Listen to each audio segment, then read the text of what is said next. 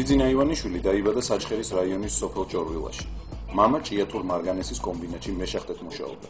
სკოლის დამთავრების შემდეგ ის თბილისში ჩამოვიდა და სახელმწიფო უნივერსიტეტის საინჟინრო ეკონომიკურ ფაკულტეტზე ჩაირიცხა. პარალელურად მუშაობდა კამოს სახელობის ჩარხმშენებელ ქარხანაში მუშად. წარჩინებით დაამთავრა უნივერსიტეტი და იმავე ქარხანაში განაგრძო მუშაობა, ჯერ უფროსი ინჟინრის, ხოლო შემდეგ ლაბორატორიის უფროსის თანამდებობაზე. 1982 წელს გაემგზავრა მოსკოვში, ჩააბარა ასპირანტურაში და დაიცვა საკანდიდატო დისერტაცია თემაზე მეცნიერული ორგანიზაცია და შრომის ეკონომიკა. სამშობლოში დაბრუნების შემდეგ რთული ეკონომიკური პირობებიდან გამომდინარე, გადაწყვიტა ბიზნესით დაკავებულიყო და არმინირებული შლანგების წარმოება დაეწყო. იმ დროისათვის ეს საქონელი დეფიციტს წარმოადგენდა. დაარეგისტრირა კოოპერატივი და კამოს სახელობის ქარხანაში შენობა იჯარით აიღო. საღამოობით თვითონ ჩარხავდა ხელსაწყოებს, მაგრამ საქმე შლანგების გამოშვებამდე არ მივიდა. ივანიშვილმა გეზი შეიცვალა და მომავლის პროდუქტით, კომპიუტერებით ვაჭრობა დაიწყო. პირველი დამკვეთი საქართველოს მეცნიერებათა აკადემია იყო. ივანიშვილის ამ დაკვეთის შედეგად კოოპერატივის ანგარიშზე სოლიდური თანხა დაგროვდა. როგორც მოსალოდნელი იყო, ამ თანხით დაინტერესდა პროკურატურა და მოახდინა მისი ანგარიშების ბლოკირება. ამ სამწუხარო მოვლენების შემდგომ ივანიშვილმა 1988 წელს დატოვა საქართველო და საქმიანობა განაგრძო მოსკოვში. როდესაც ბატონი ბიძინა რუსეთში ჩავიდა, დაუკავშირდა თავის ძველ ნაცნობს, ვიტალი მალკინს, რომელიც იმ დროისათვის უკვე მცირე ბიზნეს საქმიანობას ეწეოდა. ივანიშვილმა მას უფრო ორგანიზებული და წარმატებული საქმე შესთავაზა, კომპიუტერებით ვაჭრობა. ხოლო მალკინს თავის მხრივ ჰყავდა მეგობრები სარკინიგზო ინსტიტუტიდან, დოცენტი სერგეი მოსინი და ალექსანდრე ბრიანცევი. ისინი აშენებდნენ სათბურებს ნაროხომინსკში. ჰქონდათ კოოპერატივი აგროპროგრესი. იმისათვის, რომ დრო უკმათ არ დაეკარგათ ახალი კოოპერატივის რეგისტრირებაზე, დაიწყეს კომპიუტერებით ვაჭრობა უკვე არსებული კოოპერატივის მეშვეობით. საქმე ფაქტიურად მიზერიდან დაიწყეს. ბატონმა ბიძინამ და მისმა პარტნიორებმა დაიქირავეს ერთი ოთახი სამოთახიან ბინაში, მეხუთე სართულზე. ეს მათი ოფისიც იყო და საწყობიც. ბიზნესი ჩქარი ტემპებით ვითარდებოდა. გასაყიდის საქონლის ასორტიმენტი უფრო მრავალფეროვანი გახადეს. კომპიუტერებთან ერთად ქსეროქსის აპარატებითა და ტელეფონებით ვაჭრობდნენ. იმ დროისათვის მოსკოვი სავსე იყო უცხოელებით, რომლებიც სხვადასხვანაირი საქონლის ფართო სპექტრს თავაზობდნენ მყიდველს. მაგრამ მათთან პარტნიორობა ბატონ ბიძინას არა მიზანშეწონილად მიაჩნდა. აქედან გამომდინარე, სერიოზული პარტნიორების მოძიება საზღვარგარეთ გადაწყვიტეს. ივანიშვილი და მისი თანაგუნდელები პარიზში გაემგზავრდნენ, სადაც თანამედროვე ტექნოლოგიათა გამოფენა იმართებოდა. იქ გაიცნეს ჰონკონგური ფირმის წარმომადგენლები. ისინი მალევე ჰონკონგში ჩავიდნენ და გააფორმეს მათი პირველი სერიოზული ფართომასშტაბიანი კონტრაქტი. საქმე უფროს შორსაც წავიდა. შეისყიდეს რა იქ ტელეფონებისა და მაგნიტოფონების დამამზადებელი ფაბრიკა ფირმამ 1990 წლისათვის რუსეთში ელექტროტექნიკით მოვაჭრე ერთ-ერთი მოწინავე ფირმის სახელი მოიხვეჭა. ბანკი როსკრედიტის დარეგისტრირებისათვის მათ უკვე ჰქონდათ ანგარიშზე საკმარისზე მეტი კაპიტალი. იმ დროისათვის ეს კაპიტალი რამოდენიმე ბანკის გახსნას ეყოფოდა. საკმარისად ჩათვალა რა თავისი კაპიტალი ბრიანცევმა, უარი თქვა ახალ საქმეზე და გააგრძელა სათბურების შენება. ივანიშვილმა, მალკინმა და მოსინმა ერთნაირი წილები აიღეს ბანკში. ყოველივე მათგანს 33% ერგო. შემდგომში ივანიშვილმა გამოისყიდა მოსინის წილი. ამრიგად ბატონი ბიძინა იყო 67%-ის მფლობელი, ხოლო მალკინი 33%-ის. როსკრედიტმა მოწინავე პოზიციები რუსულ საბანკო ბიზნესში მალე მოიპოვა. მისი პირველი ოფისი საბავშვო ბაღის შენობაში იყო განთავსებული, ხოლო მომსახურება 24 საათიანი გახდა. ისინი იყვნენ პირველები ნაღდი ანგარიშს სწორებით ვალუტის გაყიდვის მოცულობაში. ივანიშვილის გადაწყვეტილებით გეზი აიღეს საფილიალო ქსელის ჩამოყალიბებაზე. ამისათვის ორი პრობლემის გადაჭრა იყო საჭირო. უნდა ეპოვათ სათანადო შენობები და კადრები. ბატონმა ბიძინამ გადაწყვიტა მიემართა შემდგომი ხერხისათვის.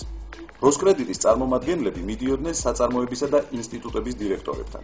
სთავაზობდნენ მათ გამოეყოთ სათანადო შენობები ბანკში 2%-ის საანაბარო წილის სანაცვლოდ.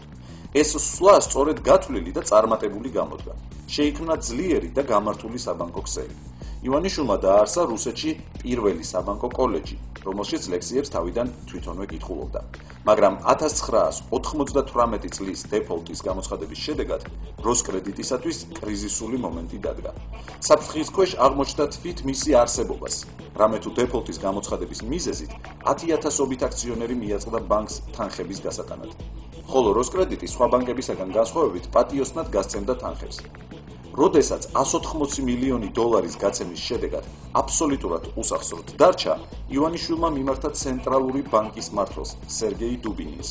შეახსენა მას პირობა კრედიტის თაობაზე, მაგრამ უარი მიიღო. სიტუაცია სასწრაფო გადაწყვეტილებას მოითხოვდა. ან როსკრედიტი უნდა გამოცხადებულიყო ბანკროტად, ან ჩატარებულიყო მისი სრული დამოუკიდებელი რესტრუქტურიზაცია. ბატონმა ბიძინამ არჩევანი რესტრუქტურიზაციაზე შეაჩერა. თუმცა აქციონერის პოზიციიდან ამ ნაბიჯს ივანიშვილისთვის დიდი აზრი არ ჰქონდა. რამე თუ გასაგები იყო, რომ რესტრუქტურიზირებული ბანკის საბაზრო ფასი ძალიან დაბალი იქნებოდა. მის აქტივებს და პასივებს შორის სხვაობა იმ დროისათვის 1 მილიარდი დოლარი იყო. თუ ბანკი გაკოტრდებოდა, მისი რიგითი აქციონერების უმრავლესობა მძიმე მდგომარეობაში ჩავარდებოდა. თავისი ცხოვრებისეული პრინციპებიდან გამომდინარე, ივანიშვილმა არ დაუშვა როსკრედიტის ბანკროტად გამოცხადება და გადაწყვიტა ბანკის გადასარჩენად ჩაედო საბანკო აქტივების გარდა მის მფლობელობაში მყოფი 1 მილიარდი როსკრედიტის ვალების გასასტუმრებლად.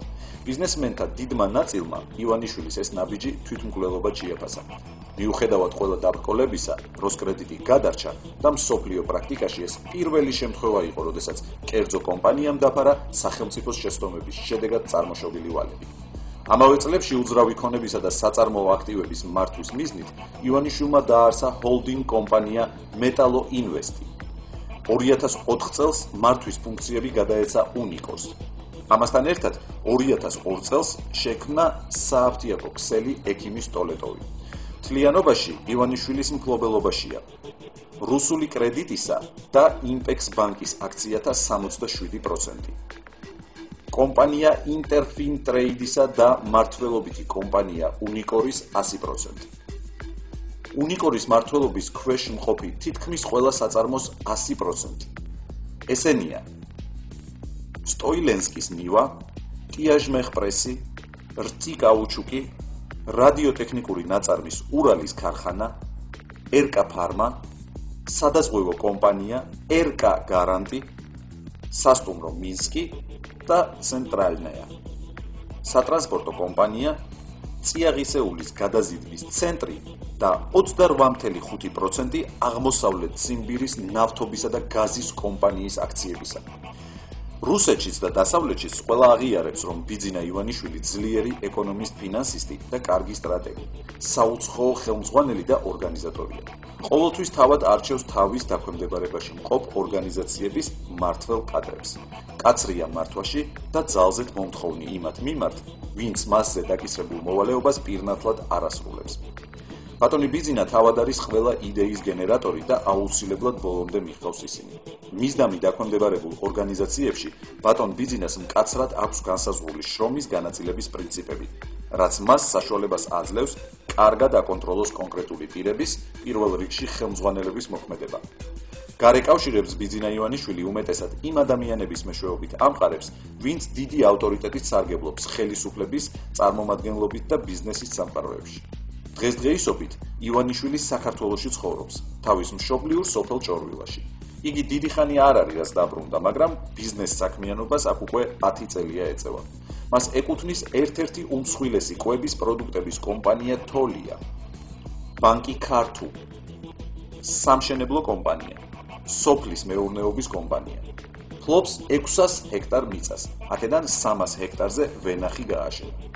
ასევე საქართველოში ყველაზე დიდ ღვინის მარანს. ის ახორციელებს სათხილამურო კომპლექსის ბაკურიანი 2-ის მშენებლობას. 55 წლის ბიზნესმენი ბიძინა ივანიშვილი Forbes-ის მონაცემებით ფლობს $5.5 მილიარდ და საერთო მილიარდერების სიაში იკავებს 185 ადგილს, ხოლო რუსეთში 24 ადგილს. დაოჯახებულია, ჰყავს მეუღლე და 4 შვილი. ბიძინა ივანიშვილს მთელი კაპიტალის 2/3 განთავსებული აქვს მსოფლიოს სხვადასხვა საფონდო ბირჟებზე, ფასიან ქაღალდებში, ხოლო 1/3 რუსეთის ბიზნეს სექტორში. მომზადებულია პროექტ ინტელექტიკას მიერ ქართველი ინტელექტუალებისათვის.